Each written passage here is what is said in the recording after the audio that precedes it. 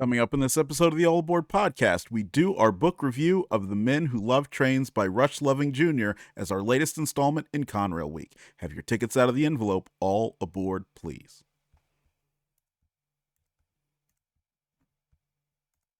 Now boarding on track number 8 is train number 1, the All Aboard Podcast, your twice weekly excursion into transportation excellence, and I am your conductor, Phil Bell, Enterprise B. PB Crisp, Mr. 645, a highly trained rail enthusiast who hopes one day to become a highly trained broadcast specialist, and I am blessed to hold the E. Hunter Harrison Chair here at the Bell Institute for Advanced Railroad Studies, where there are no degrees, because the learning never ceases. And for the third time this week, it is great to be back behind the Brunswick Green PLB microphone. So, this is our latest installment, as I said, in Conrail Week, and we are reviewing Rush Loving Jr.'s The Men Who Love Trains. And this is a great book, and I just want to start with a little story about me. So, as I've mentioned on several occasions, I had an opportunity to work for Go Rail, and at one point it was called Go 21, where I was working doing grassroots to get the word out about freight rail and help state and local elected officials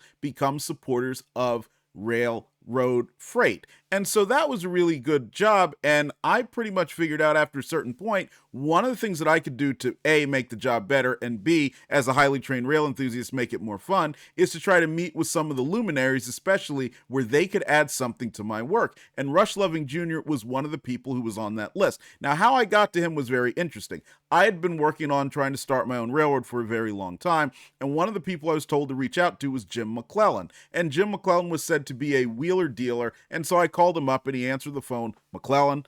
And I said, well, hey, this is what I want to do. And he listened pretty dispassionately and not really all that enthusiastic about it. But he said to read this book. And so eventually I did read the book. Well, a few years later, I had an opportunity to meet Rush Loving Jr., the author, at the B&O Railroad Museum in Baltimore, Maryland. And we walked around the museum. We talked about the book. We talked about the industry. And it was truly spectacular. He is one of the people who I don't think gets enough credit for what he brings to the industry and making sure that knowledge is diffused throughout the broader public. Now, Loving has been a journalist for decades, and he covered railroads, and that is one of the things that is great about this book, because he gives you not so much a look from a company standpoint, which is more of what you would get with Merging Lines by Richard Saunders, but this is truly a soap opera style take on how things in the industry played out from the pre-Penn Central era all the way through the mid-2000s,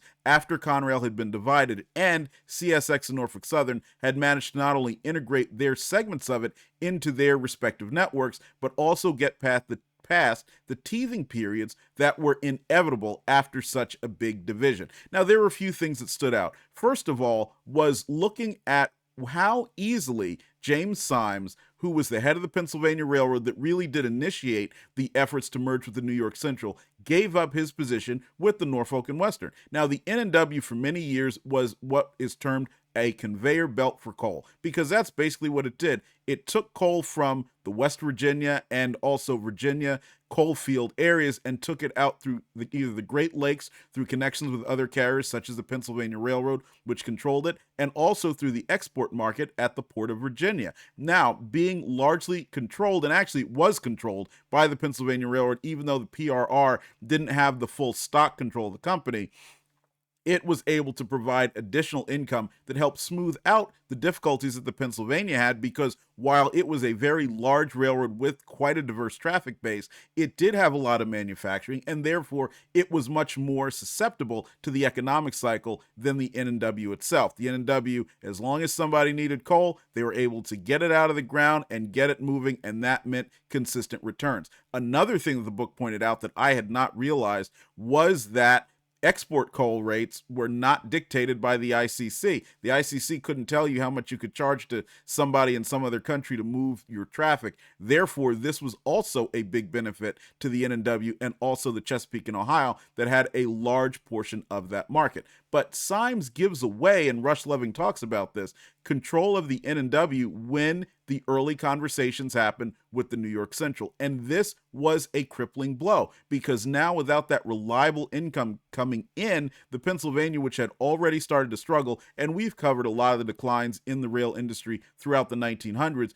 would have been in a much more precarious position. Now, he gives a very in-depth and detailed look at the diversification program that David Bevan, who was the chief financial officer of the Pennsylvania, pursued as they were getting away from reliance on the N&W and moving into a new era. Now, looking at it from a 2024 perspective, I think it was actually a great program that gets way too much hate in a variety of the books that talk about Penn Central's collapse. However, there's one thing that's undeniable. A lot of the things that they did invest in, and Loving covers this extensively, were things that did not generate revenue at that time. Now, had the Pennsylvania been able to continue along, as you got into the 1970s and the 1980s, real estate in places like Florida and Texas would have boomed, and that certainly would have bolstered the overall corporation that the Pennsylvania Railroad was the keystone, for lack of a better term, of. However, they certainly didn't have that time, and with the overwhelming cash needs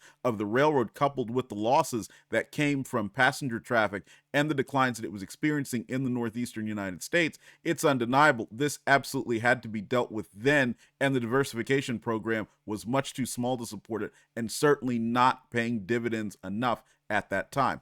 Another takeaway that I had from it that the book does not come with is that I don't believe Al Pearlman, who is held up in a very high regard in this book, as in the majority of the railroad press about him, was the savior that many think that he should have been. He did a great job with the Rio Grande, he did a great job with the Western Pacific, but I do not believe that his stewardship of Penn Central is what the carrier needed, because as he does address in the book, we talk about a lot of the spending that Pearlman did to make capital improvements, all of which were certainly necessary for both the former Pennsylvania and New York Central sides of the equation. But you have to contrast that with the need for cash. As the book talks about, the Pennsylvania needed on its own over $150 million in cash in the bank, and together the Pennsylvania and the New York Central at the beginning of the merger on February 1st, 1968 had $13 million in the bank between them. That tells you both companies were already in dire straits, and the combination wasn't going to make things better, and it certainly didn't. Now, moving beyond that, you get to see some of the other players such as Hayes Watkins of the Chesapeake and Ohio and later CSX. You even get Tom Rice of the Seaboard Coastline and Ben Biagini of the Southern Pacific. It's very interesting to see these characters, how they come in, but also the fact that Conrail's position as the successor to Penn Central, Erie, Lackawanna, Lehigh Valley, and so forth, was never something that was going to be long-term. As I mentioned to you, as a young rail fan in the early 1980s, early to mid-1980s, Conrail felt like it was permanent, like it had always been there and always would be. But we see that with the activity during the 1980s with CSX and Norfolk Southern jockeying for something to happen, as well as Elizabeth Dole and Jim Burnley looking for ways to sell the company to Norfolk Southern and eventually take it public, as Congress and President Reagan later on decided to do, that Conrail was not going to be viable as a monopoly in the northeastern area, or I shouldn't say monopoly, as the dominant player in the northeastern region for a long time. Now, if there's one thing that I have to fault the book on, it's that while it does provide a very interesting piece of coverage on the Delaware and Hudson and how that railroad expanded to become a much bigger player in the Northeast rail scene, which we all know ultimately was not successful in either providing competition to Conrail or enriching the Delaware and Hudson itself, there is scant attention paid to the machinations of CSX and Norfolk Southern to get into the Northeast rail market through the NYS&W and the D&H as well. I thought that should have been addressed, and it certainly wasn't, but that may very well be because Jim McClellan might not have played as big a role in some of those activities, or at least chose not to highlight them for some reason. The book concludes with a blow-by-blow discussion of the effort to merge Conrail with CSX and the ultimate division between CSX and Norfolk Southern. And in this, David M. Levan, who is the final CEO of the independent Conrail, he doesn't come off great, but he does come off as somebody who was certainly dedicated to his cause. What I thought was so interesting was that he was intent on merging CSX and Conrail and also setting up a financial structure that worked. It's so often that nowadays when we talk about businesses, we don't talk about the long-term impact of a lot of the decisions that are made, and there are many people who tend to decry this as saying, oh, well, American business is only concerned about the short term. The book explains how arbitrageurs and otherwise, and a variety of market participants do make sure that business must pay attention to the here and now in addition to tomorrow. But Mr. Levan's willingness to stand up and say, hey, I want to put this company in place where the shareholders, the employees, the executives like himself, and so on would have had more runway to work their careers and generate returns, as opposed to something that would have been simply taking the highest bid. Now, it ends roughly around 2005, 2006, when Jim McClellan retired from Norfolk Southern, so it doesn't tell the story of what happened in the subsequent years, which of course would be Michael Ward, who is at the time leading CSX by the time the book concludes. Him ended up being removed from his executive position and replaced with E. Hunter Harrison, the coming of Precision Scheduled Railroading, and now the drama that we're seeing play out right now, where Norfolk Southern is under attack by an activist investor and Cora Holdings, and we don't know what the outcome of that will be as this is being recorded. So, what I encourage you to do is go over and get your copy of this book, and let me bring it up for you here. You can get it at the Indiana University Press,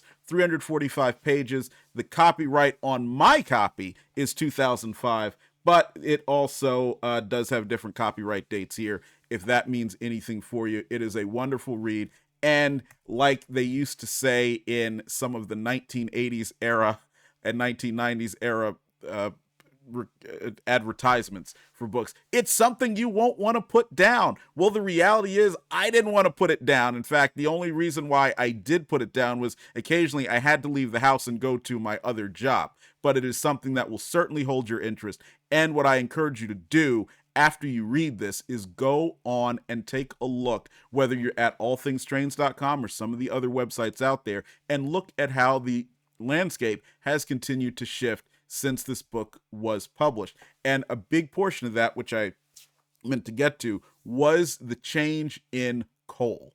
And it alludes a little bit to this when they talk about how NS's franchise in coal was declining, and that was part of the reason why it wanted to get a piece of Conrail's extensive coal franchise. But that has certainly changed dramatically in the years since this book is written, and that is one of the reasons why railroading in the East and all across the United States is looking dramatically different. So I think you will enjoy it. It is definitely a great read. Please, in the comments, share your thoughts on the book, but also the era that started with the creation of Penn Central and is run through the mid-2000s and even on to today. We will see you back tomorrow, not on this channel, but at allthingstrains.com, where you will have my latest from the E. Hunter Harrison chair piece where we talk about Conrail and its legacy. So tune in, please share, read the article, you name it, and most importantly, and this is something I want to stress, I want to make sure that your input is heard, so please don't hesitate. Email me, info@allaboard.media. Write in the comments, post on the Chat GP50 forums. This is a place that we can all learn and share, and I hope you'll do that. So we'll see you down the main line, and I hope you have a great day.